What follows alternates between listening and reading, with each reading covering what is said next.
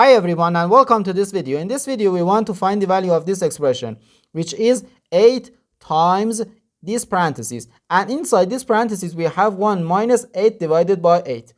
Are you ready to solve? Let's go ahead and get started. According to the order of operations, which is PEMDAS,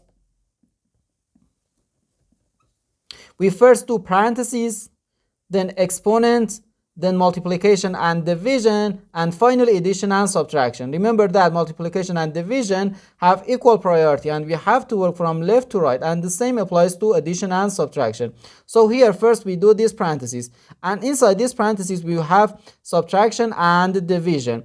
Division has higher priority than subtraction according to the PEMDAS. So first we do 8 divided by 8, which equals 1.